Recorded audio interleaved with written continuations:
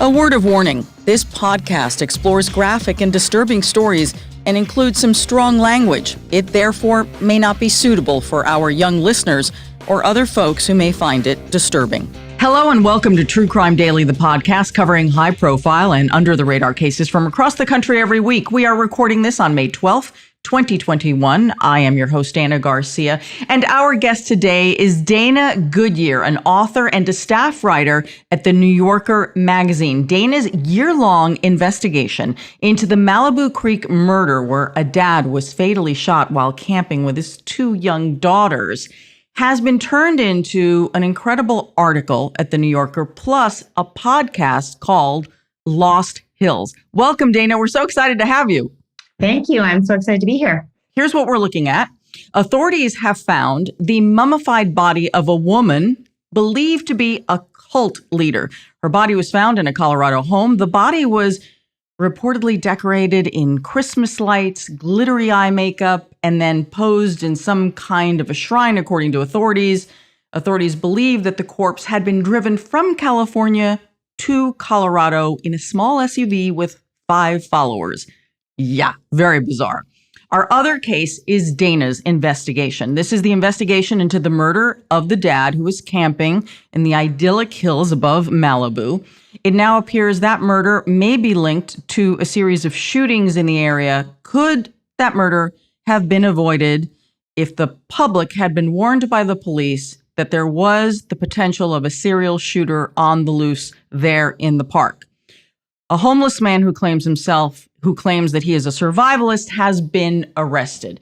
And one more thing, we all know you've been following the bizarre case of the disappearance of the Colorado mom, Suzanne Morphew. There's been an arrest, really not a huge surprise for those of you who like to come up with theories.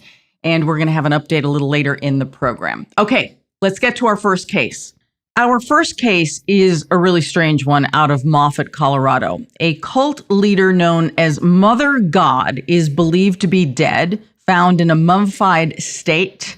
And 7 of her followers have been arrested, but they have not been charged with murder or in any way having anything to do with her death. And we don't really know the cause of death yet.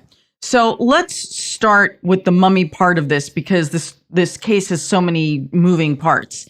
Leah Amy Carlson was the spiritual leader of a group known as Love Has Won. It's a good name. Amy Carlson, according to her children, abandoned the family that she had at the time, and she was working at McDonald's to create this group 15 years ago. Amy claimed to have been reincarnated more than 500 times, and in her past lives, she was Jesus and Marilyn Monroe. She claimed to be 19 billion years old, and I would say she looks fantastic for 19 billion. I mean, without question. So she got a lot of notoriety when she went on the Dr. Phil show, and I do want to talk about the crime and everything else, but I think we kind of need to understand Amy, her background and her life, to maybe understand the circumstances under which her body was found. So here's a clip from the Dr. Phil show. What is a cult? A cult, is not transparent. Point blank. I'm transparent. Okay, so that's Amy in her own words. Amy was 45 at the time of her death, and just how she died and where she died remains fuzzy. Investigators say that they haven't even been able to positively ID her yet. However, they do believe this is Amy, and they believe she's been dead at least for a few weeks. So that's a little bit of background there. Now let's talk about what the corpse looked like, because again, this all fits into a pattern here, Dana. I mean, it's almost as if you are incredible and unbelievable in life, as in death, based on what authorities found. Okay, so here's what we have. The corpse, according to the police who found it, say that Amy's body was wrapped in Christmas lights. Clearly a modern day reference to the birth of the baby Jesus, you know. I mean, think about it. She said she was Jesus. Okay, so there could be some symbolism there. Her eye sockets were actually missing her eyes, but instead had glitter makeup on and around the eye sockets. The body was in a sleeping bag, which was on a bed surrounded by some kind of a shrine. So how did investigators find this gruesome scene? It's always interesting to me how cases reveal. Dana, I always like it when the people go straight to the police, which, right? It really didn't take a lot of detective work here. Man walks into the police department and says, there is a mummy in my house and there are people holding my child, and the person who's dead is a former cult leader. So, I mean, you can imagine the police looking at this man and thinking, yeah, right. I mean, yeah, I just think when you think about the condition that you're describing that her remains were found in, it also it's just so, gosh, it's so ticky-tacky. I hate to say it, but it's like Christmas lights and glitter. It feels like, often these cult figures are really reflections of what's going on in our culture, our pop culture in a weird way. I mean, there's something that is, it's really shim sham. It's really like very 99-cent store, right? Yeah. And when you look at also the house itself looked like pretty humble, the images of the house where she was found. And yet she claimed to be, have conducted 100,000 sort of remote spiritual surgeries and healed people from cancer and various things. And also some of those, the price tags on some of those quote unquote surgeries were really high. And you don't know, was this bogus? Was she really getting hundreds of thousands of dollars from people? Or was she claiming to have gotten all this money? There's this kind of contradiction, and it sort of feels like, the Wizard of Oz behind the curtain situation. And there she was, this sort of shriveled up little wizard behind this curtain. And, the YouTube channel that her followers had, and that all looked kind of glamorous. They were these attractive young women who would be speaking on her behalf and kind of putting her message out there. And she had a way of making things look kind of appealing. And then just how grisly and sort of, pathetic the end was, I think is, I don't know. I've always had a theory of our times. I've always had a theory about cults that they attract more of the affluent than they do the poor, because frankly, poor don't have time for this. You just don't have time to run away and support a cause when you have very basic needs. That doesn't mean that it doesn't, but you tend to find the more affluent or people with resources coming from families with resources. I always find that fascinating. And think about it. It's a machine that needs to be fed in some way, whether it's through access, money, skills. So yeah, I mean, it's quite the group. And, she made claims that she worked with all sorts of celebrities as well. We have no idea.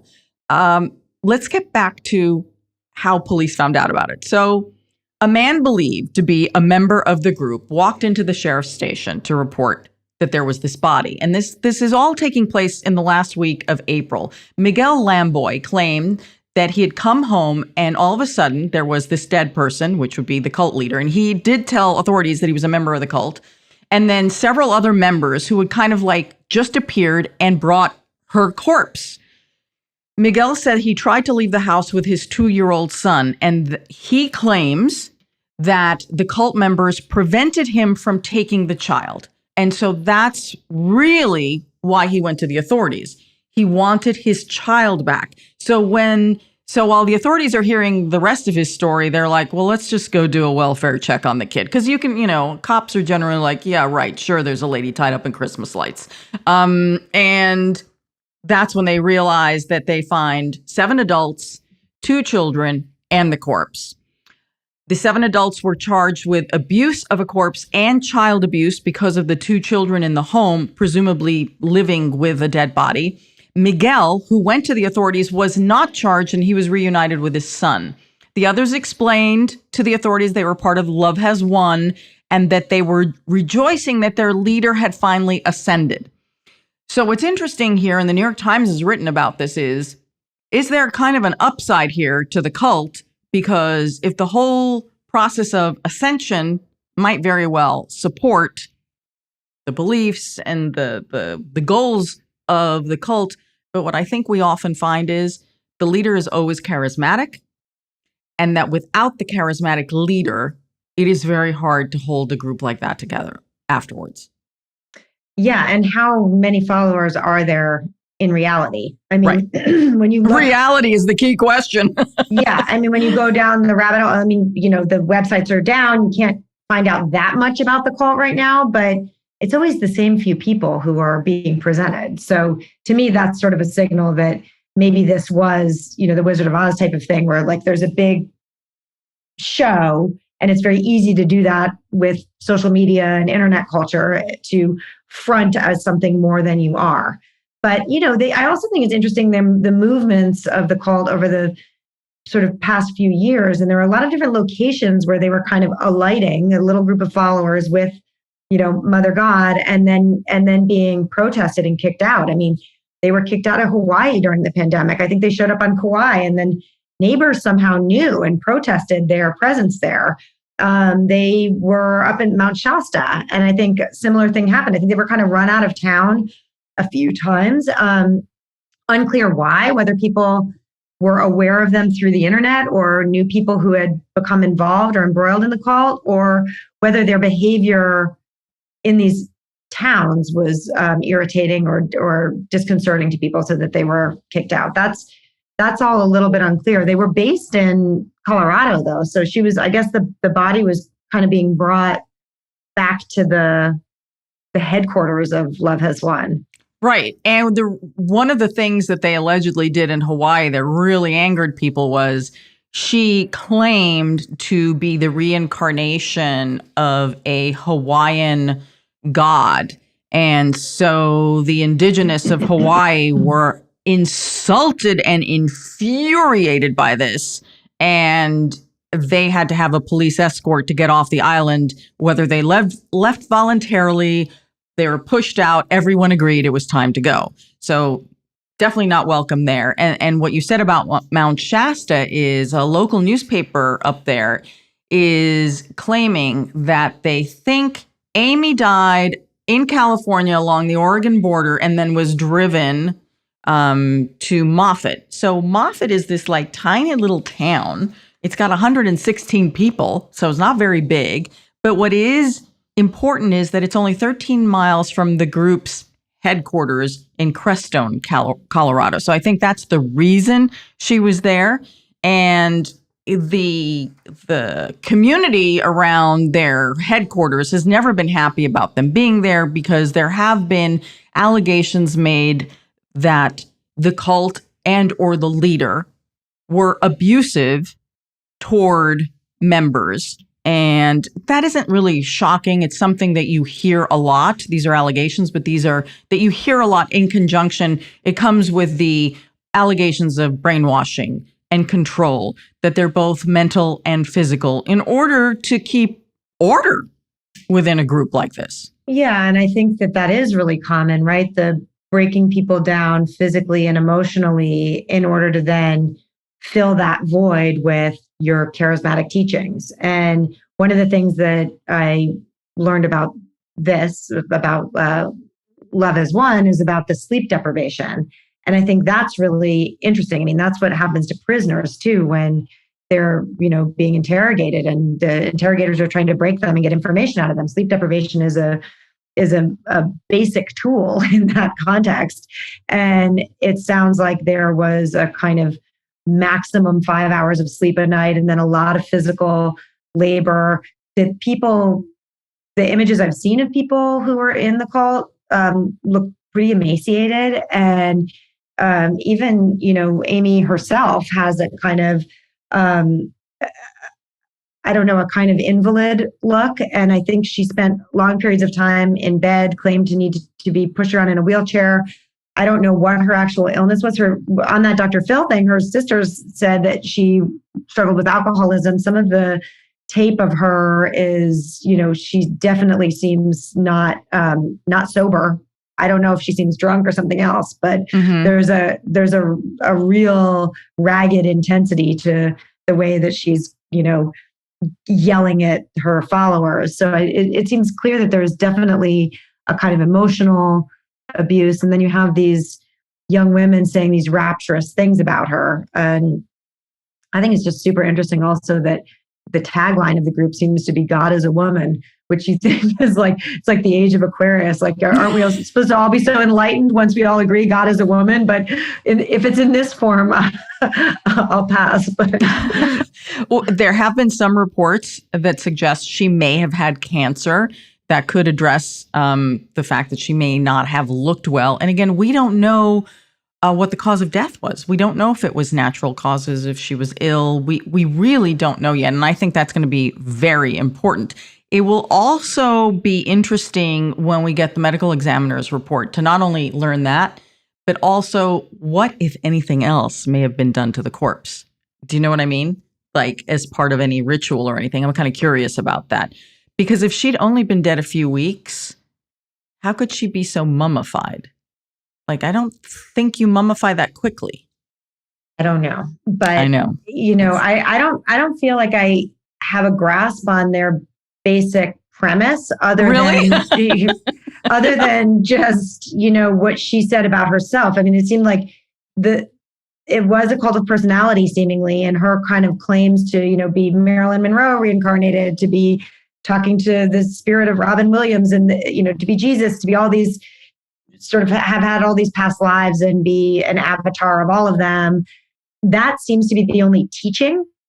Beyond that, I don't know it probably falls into the loose category of doomsday cult, the bringing about the end of the world and her ascension being a critical phenomenon that is going to bring that about. So I think comparisons can be made to some of the other, the Jim Jones types of doomsday cults, but she's really light on the teachings as far as I can tell. I mean, there's just not a lot of substance there, which is what also to me, the sort of like glittery eye makeup, but no eyeballs is kind of like the perfect symbol of that hollowness and sort of lack of substance.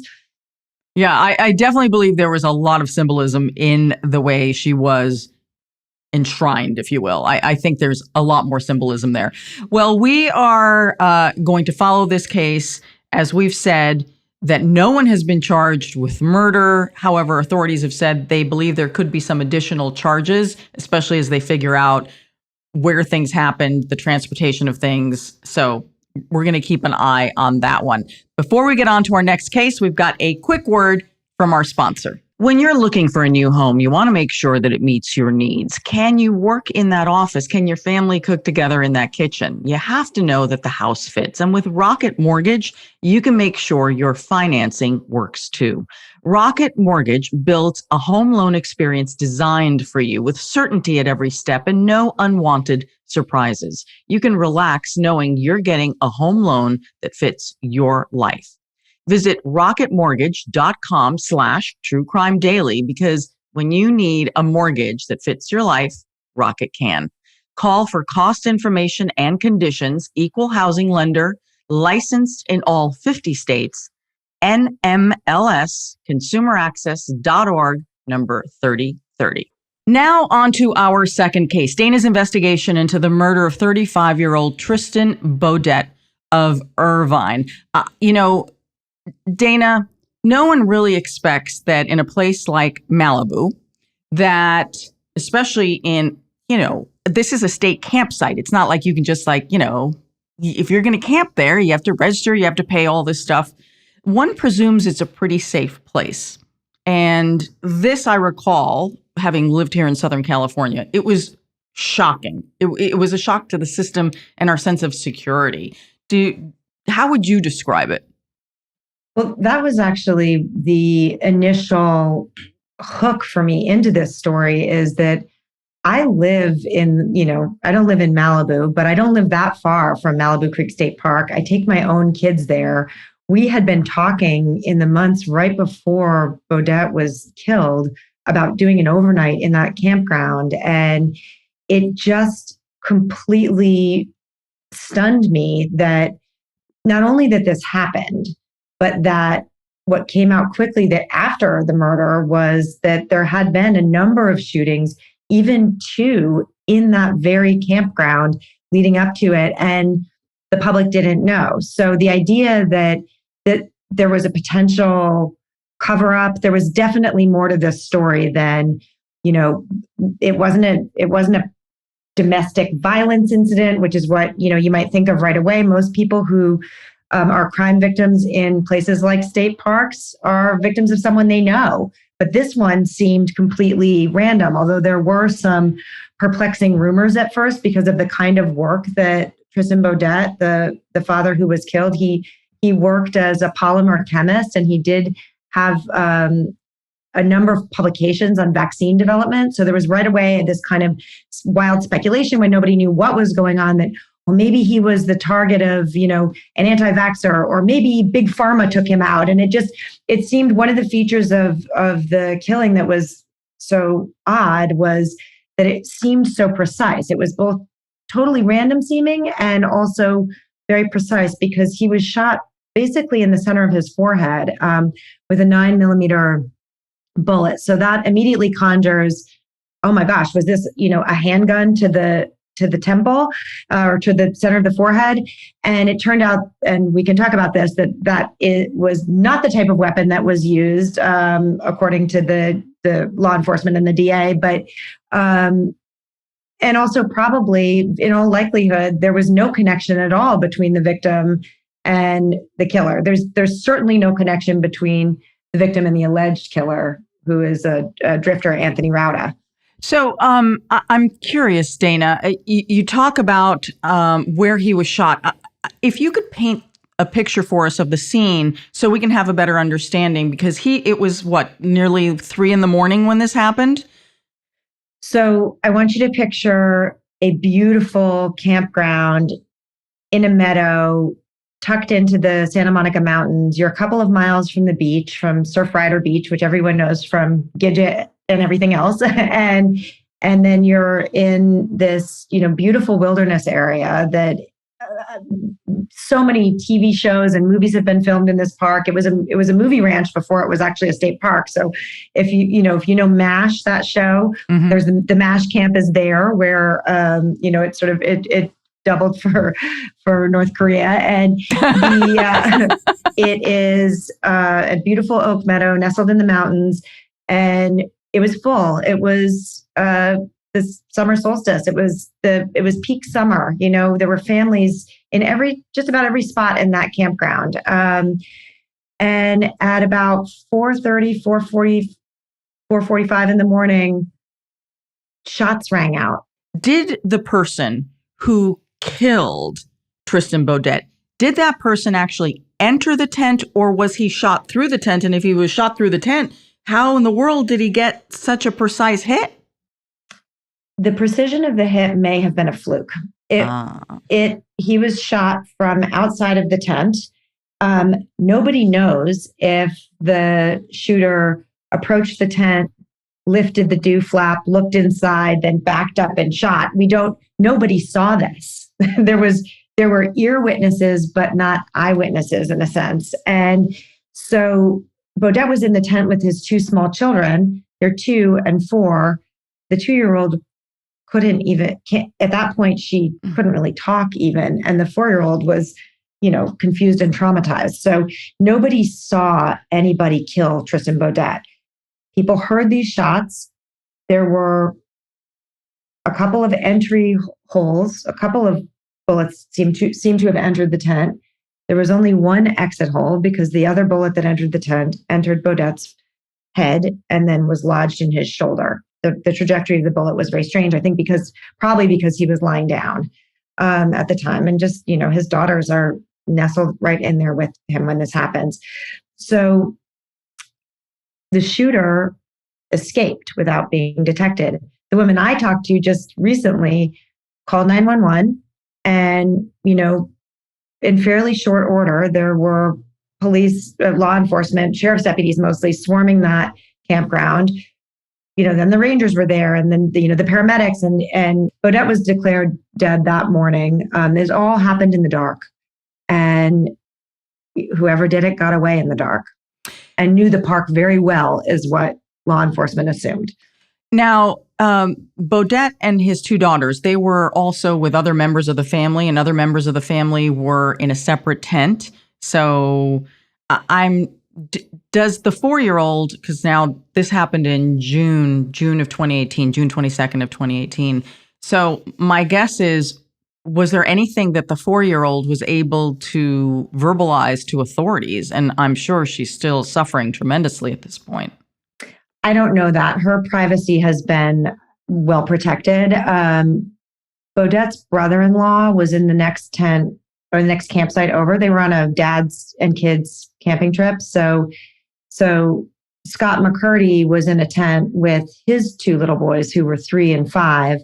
And Scott is the one who discovered his dear friend and brother-in-law dead, because he heard the girls crying and he couldn't figure out why they were still crying and what was going on and why wasn't Tristan helping them. And he went into the tent and he discovered this horrific reality, which is that Tristan had been killed. So, Dana, at this point, you have a clear murder. I mean, without question, this person was intentionally killed. There's all this speculation that maybe it has something to do with the fact of what he does for a living, and this could have been a targeted hit. It's also, the idyllic location where nothing like this should happen.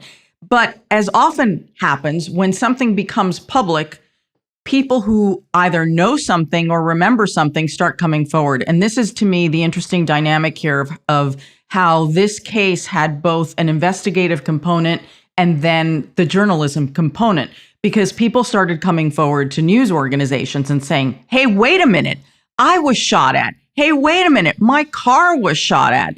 And tell us what that ends up revealing about what authorities did and didn't know. That's where things started to get really, really complicated and really interesting, because, as you said, shortly after Bodette's murder, people started talking about experiences they had had. And it turned out that starting 20 months before the murder, there had been a series of shootings. Now, they didn't all match up and line up perfectly, so it was pretty complicated. The first victim, who's now on this list of charges that, the criminal charges against Anthony Rauda, now begin with a November 2016 shooting in Malibu Creek State Park, but not in the campground. Somebody, a young hiker named Jimmy Rogers, had just slung a hammock between two trees. He was hiking the Backbone Trail, which is a long and somewhat disjointed trail that goes through the Santa Monica Mountains. And he didn't feel like, making a reservation and paying $50 to sleep in the campground. Right. He was on, a big wilderness expedition. So he was sort of in this area of the park that's really for day use only and picnics. And he woke up at about, somewhere between 3 and 5 in the morning, and he had the memory of hearing a sound, but he couldn't kind of place it. And then he looked at his arm, and his jacket was shredded, and his arm was stinging, and he couldn't figure out. He thought he'd been bit by a rabid animal, or he's a wildlife biologist, so he thought maybe it's vampire bats, which actually are a real thing, that had migrated up from their typical habitat range. And but he tried to report it, and he just didn't make a lot of headway. I mean, there just didn't seem to be a ton of interest from authorities. A few weeks after this happened, he noticed that a little metal pellet started coming out of his arm. And that's when he thought, this wasn't a rabid animal or a vampire bat. I've been shot. These are like almost like metal BBs. And they were from a shotgun shell. Birdshot comes packed in like a plastic cartridge, lots of little metal balls, and they're designed to scatter so that you can hit birds that are flying. And it turned out, had been shot with a shotgun shell. There was that. Then the next 2 incidents were in the campground, also ammunition that appeared to have been fired from a shotgun. Then you have a shift in location out of the park and onto the road, the canyon road that goes right by the park. So somebody standing in the park in a hidden location, firing at moving cars on the road, also in that same time period between 3 and 5 in the morning. Okay. All of these incidents they have more or less location in common. They have type of ammunition, more or less, something that could be fired by a shotgun. Most of them were birdshot. One of them was a metal slug, but it's also a shotgun shell. Then you have one other feature in common of these first 5 near misses, a single shot. So there were some people within the Lost Hills Sheriff's Station, which is the local sheriff's station that has jurisdiction. They share jurisdiction with the Rangers and California State Park. But after the third park shooting, someone at the park called over to a buddy at Lost Hills Sheriff's Station and said, something weird is going on. There have now been, the guy in the hammock and then two campground shootings. It was just cars were shot. People weren't hit in those instances. But, and so therefore, some people within Lost Hills Sheriff's Station got interested. Then when the next 2 shootings happened on the road, it was definitely their jurisdiction. And they were starting to connect these dots, but they couldn't really get momentum within, at the higher supervisory levels above them to do a full-blown investigation, bring in major crimes, get all the resources they might need. So they were sort of nursing this theory that I think there's a shooter. I think there's a canyon shooter. And I always liken it to like as if, 10 guys in the local sheriff's station believed in Bigfoot and everyone else was like, bull, there's no Bigfoot, and they are trying to build this case, but just doing it a little bit on their own time and on their own steam. So then a year passes without another shooting, almost a year, 11 months. And that I find interesting because I hear you and I certainly understand, Tristan's widow's position on this and the brother-in-law who went, if we had known about this, we wouldn't have gone. I totally get that. I think though, sometimes you can't see things when they're happening individually. You can only see things when you put them out as a big map. And I think that year-long gap, that's a challenge, right? That's a challenge on the potential conspiracy part of this. You're right. That did. And I think it also allowed some people to think, okay, let's not make a big deal about this. It stopped. Right. So what's the problem? It stopped. So we had some shootings we can't figure out. Maybe it was, what they call plinking, like someone just kind of shooting for fun and they accidentally hit someone or hit something. Or maybe it's teenagers or, who knows? There just wasn't a high level of concern, except among this small group of detectives who were really focused on their belief that there was a canyon shooter and their fear that it was going to escalate. So it's several months later when there is an arrest. And the person who gets arrested is, again, appears to have been living there, has a criminal record, claims that he's a survivalist and was living there. Explain to me, if you would, how they captured this person and charged him.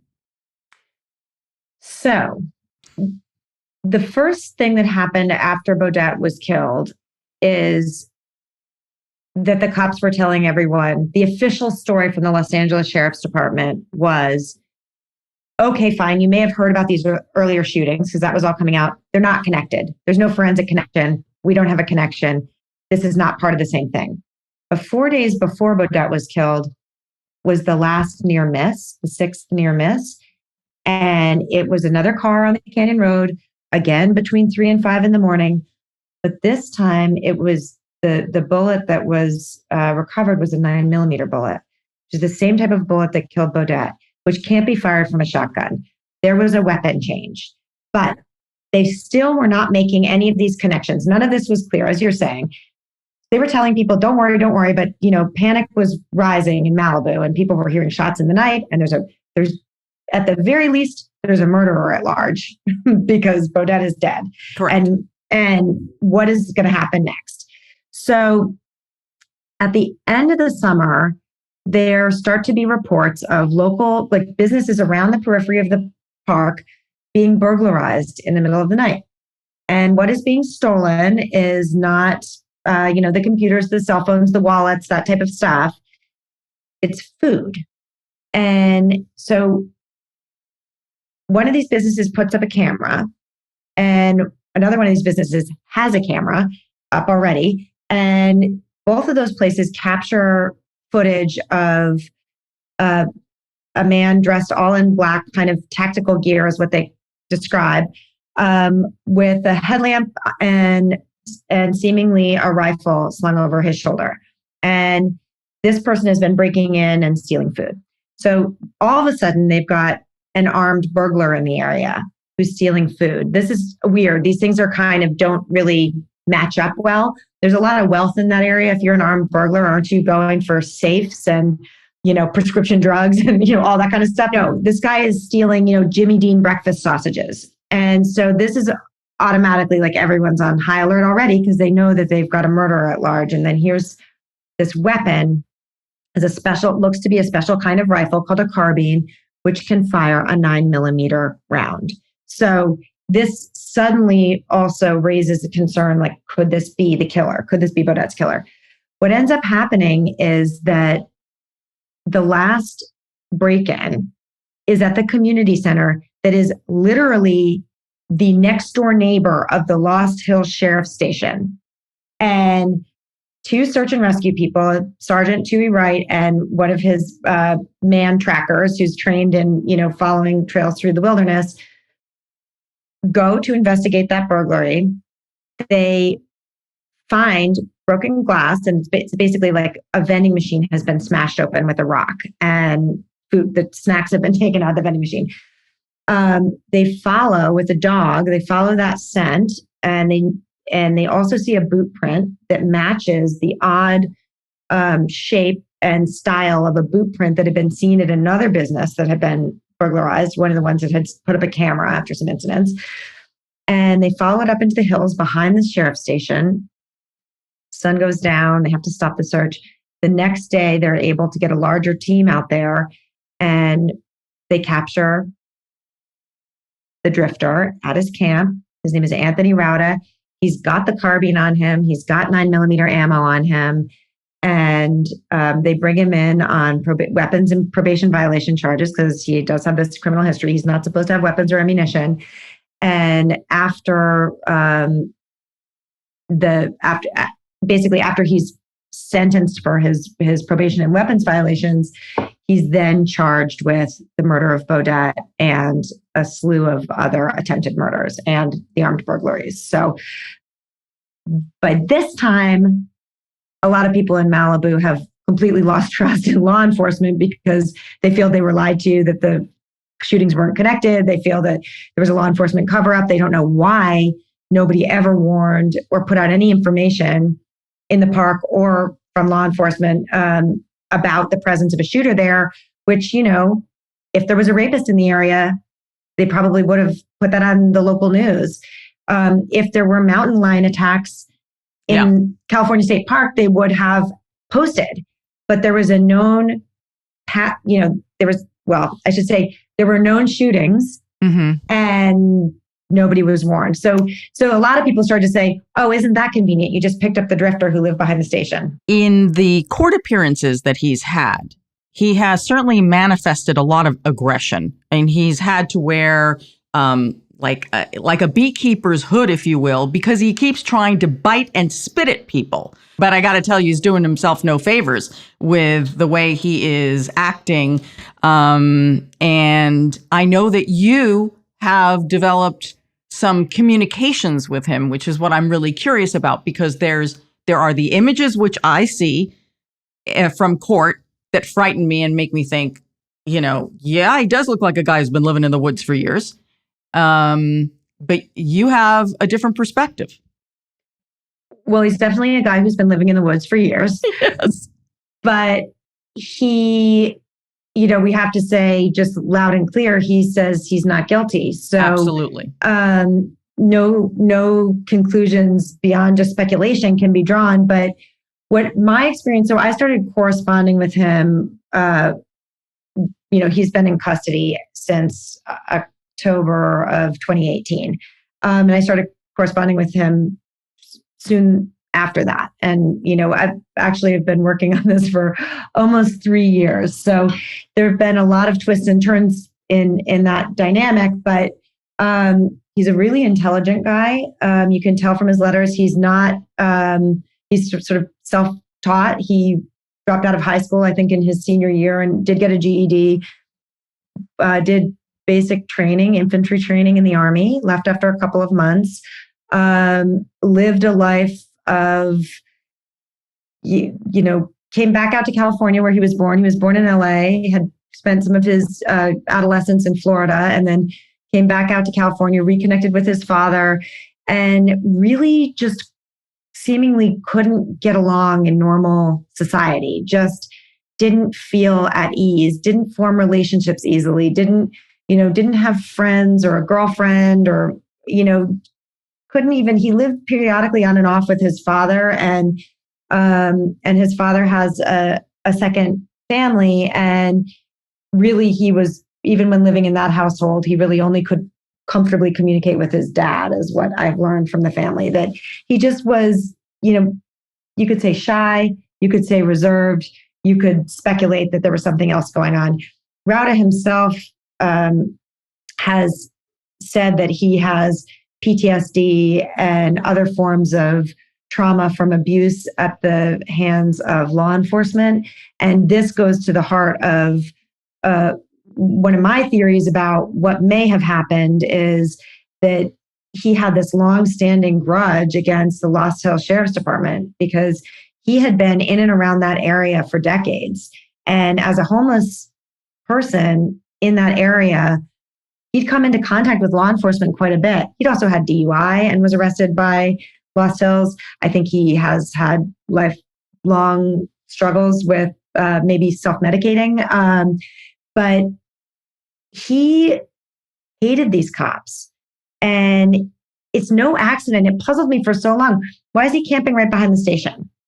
What if he's trying not to be, it is a pretty wilderness type of area, so he might never have been found. Why did he burglarize the place next door to the sheriff's station?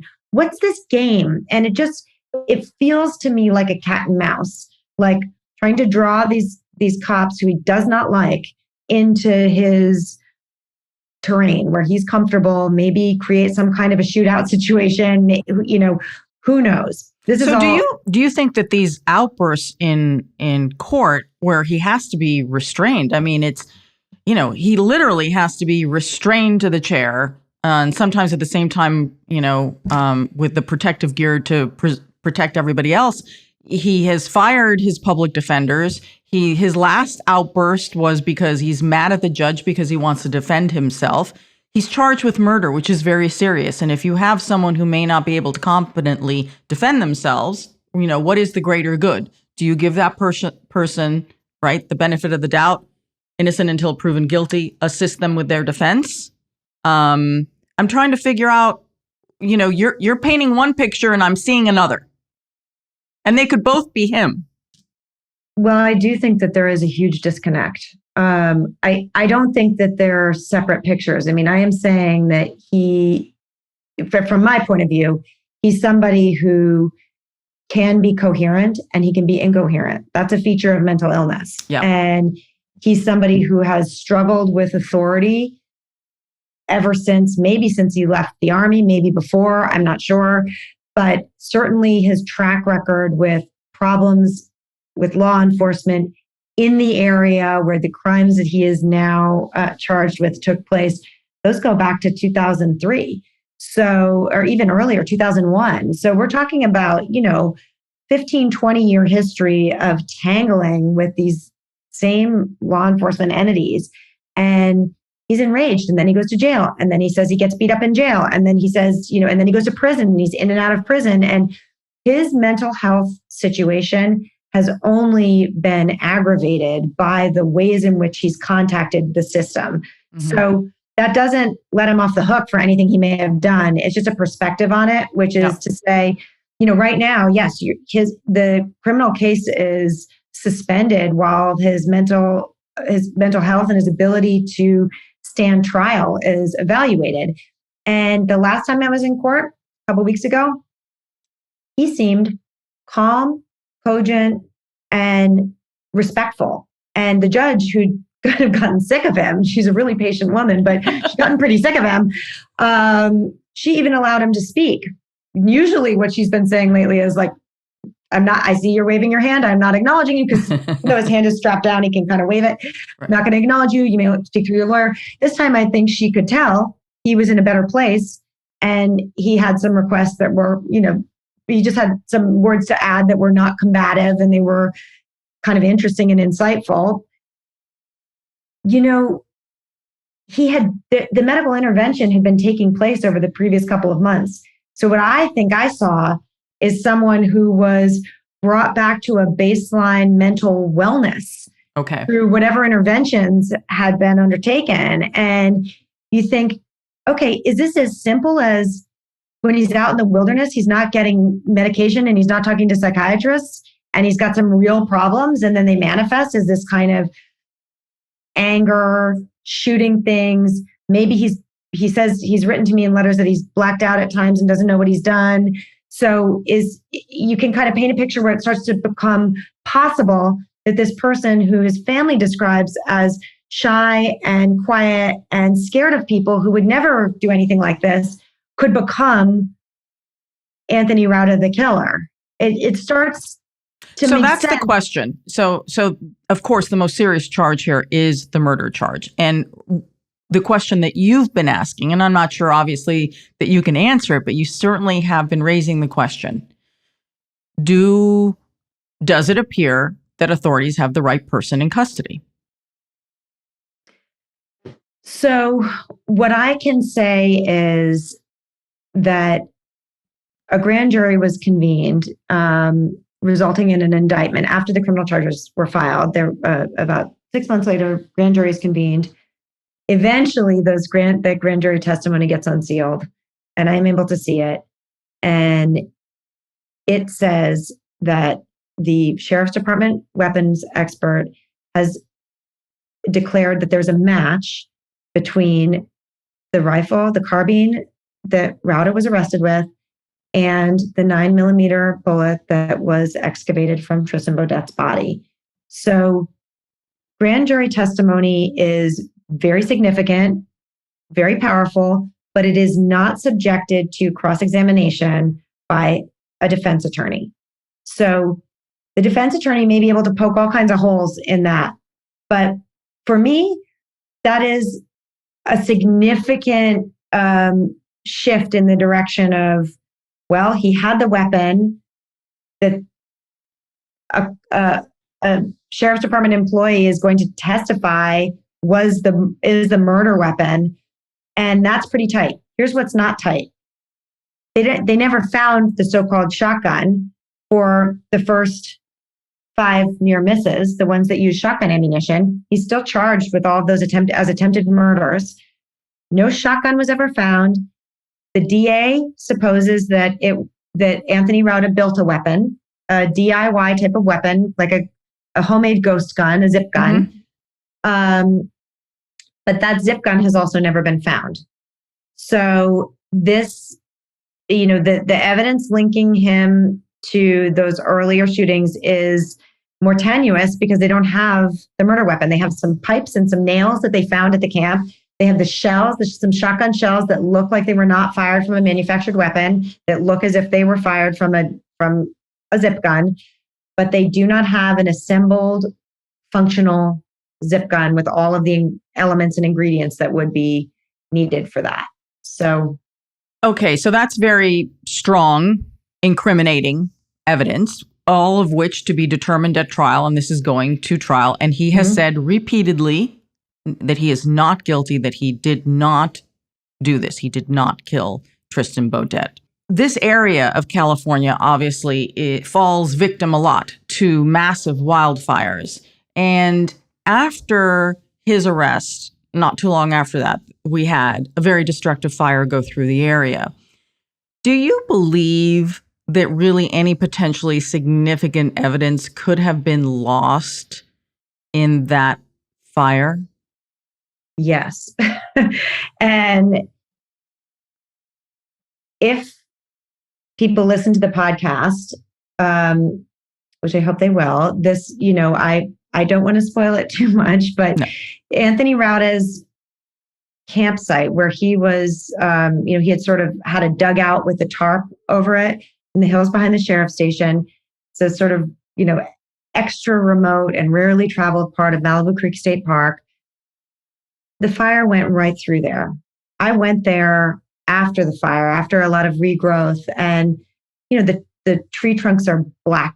The grass was beautiful and bright green because that's what happens after a fire, after the rain. And then there's, the new growth is significant. But he had been in a place that was really decimated by the fire. And the campground too was, the fire ripped through there. It wasn't completely devastating there, but the fire also revealed evidence, which I think is pretty interesting. After the fire, it was possible for the search and rescue team to go back to where they suspected he'd been shooting at cars on the road from and find 9mm casings that might have been part of the shooting at the car that was 4 days before Bodette's killing. So the fire took away evidence and it revealed evidence, and it's all pretty complicated. But one thing I can say is that I was supposed to go out to Rauda's camp. I met somebody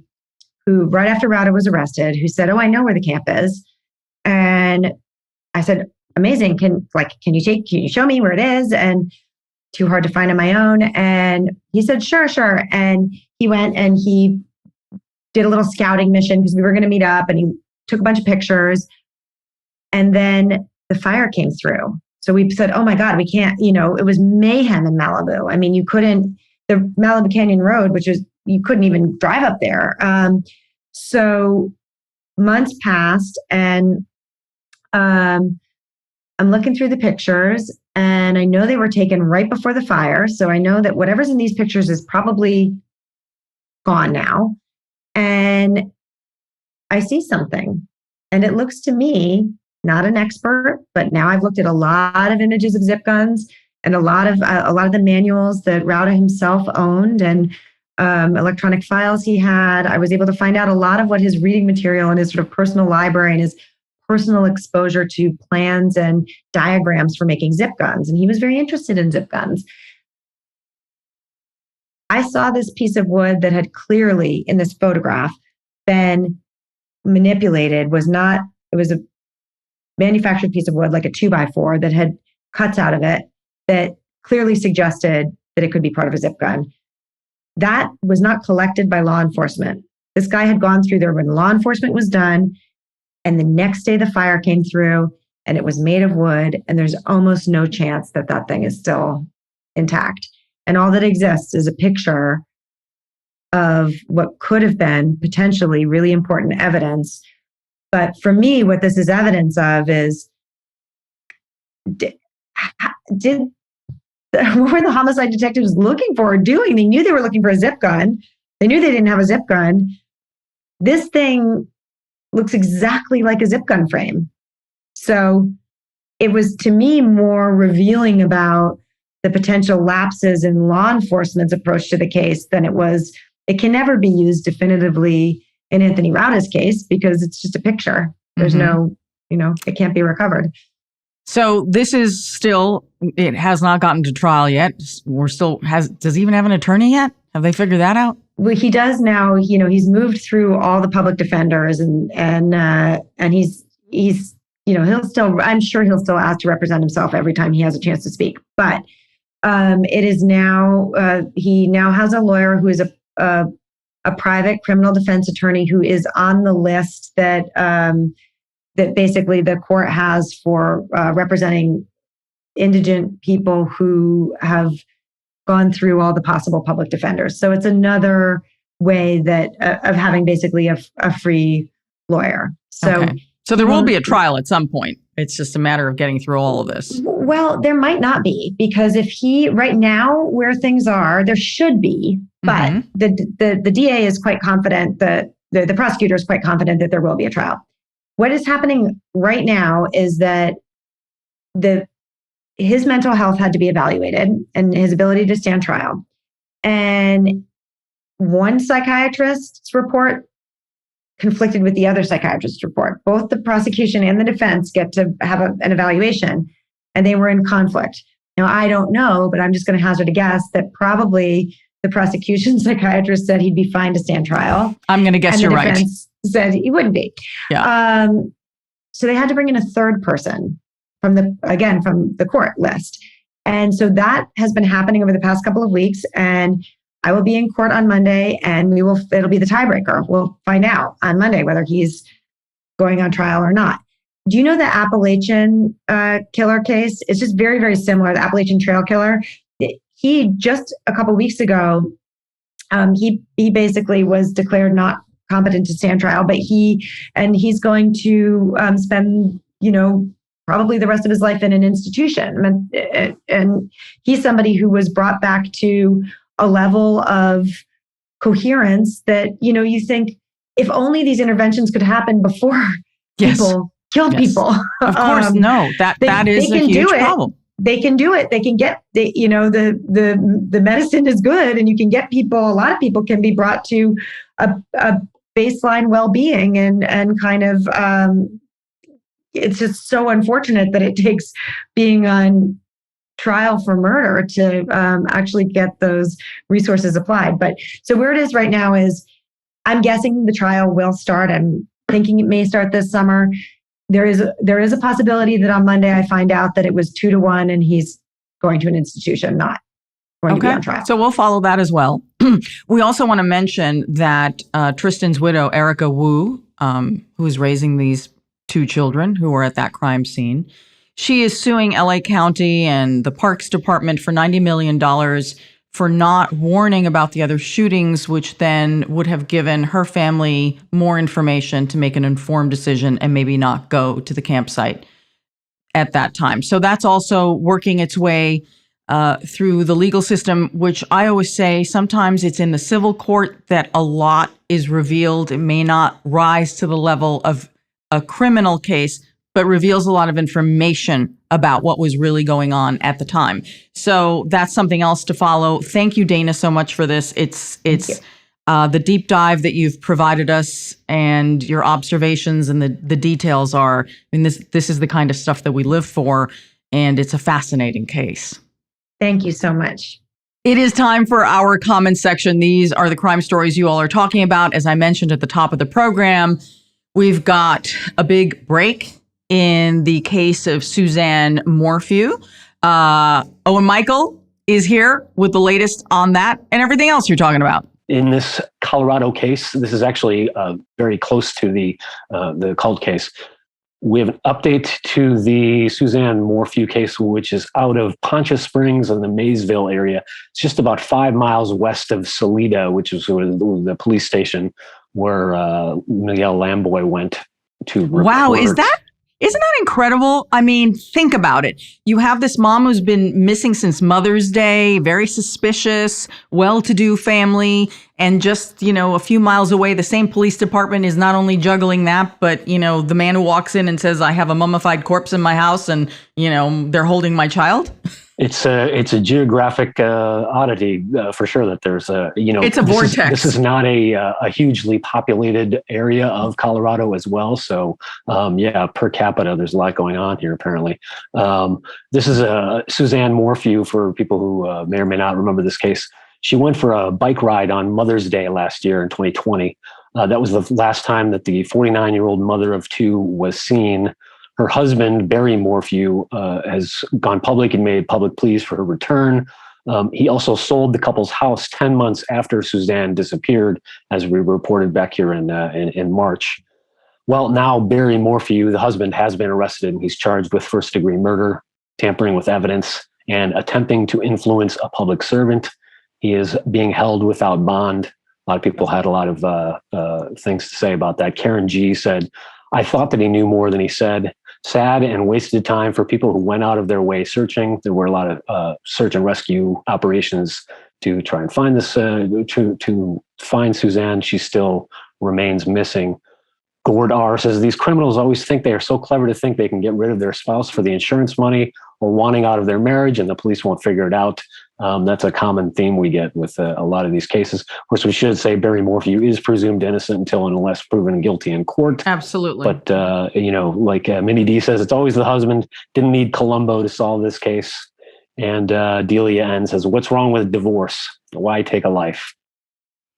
So this is it's a case that so many of our listeners and viewers have really been following really closely because, again, it's always a woman goes missing. The girls, they have 2 daughters. They were off on some kind of a church camping trip or something like that. And when he sold the house recently, and that's the last time we reported this case, he said it was because the house brought horrible memories and nightmares for his 2 daughters because of it's the last place that their mom was last seen. And, you can look at that and understand that, right? Like that may very well be true. And it was, but then there were those who thought that's a very suspicious thing. Again, he is innocent until proven guilty. However, we also know that oftentimes in cases like this, and Dana, you said this just with your case, that most people are killed by people that they know. The random murders and disappearances do happen, but they are far, statistically less likely. So I don't think anyone's very surprised with this recent arrest. Not surprised. And as we all well know, police and investigators always go to the husband or the wife first, or the person in the relationship, just because, as you say, statistically, that bears out guilt a lot. Again, innocent until proven guilty. But we will continue to monitor the case and check in at truecrimedaily.com for any updates on that. We'll put that out there when we know more. And all our social media, you're always updating that on Instagram, Facebook, Twitter. But Suzanne hasn't been found, and I think that's really important. We still have not found her.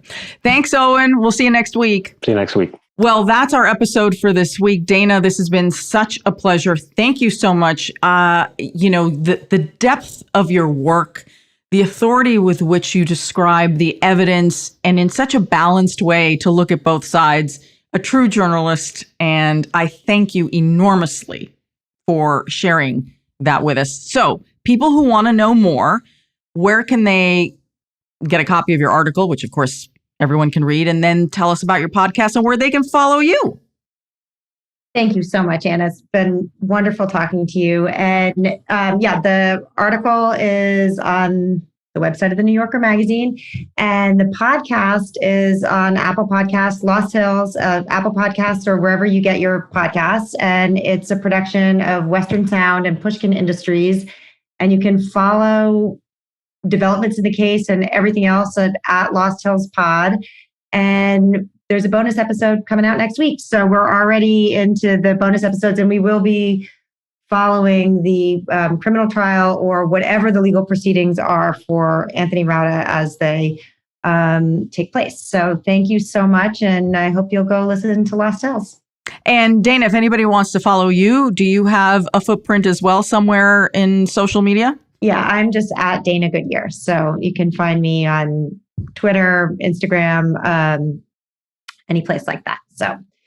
Terrific. Okay, it's been a pleasure. You all can find me, Ana G News, everywhere, Ana with one N.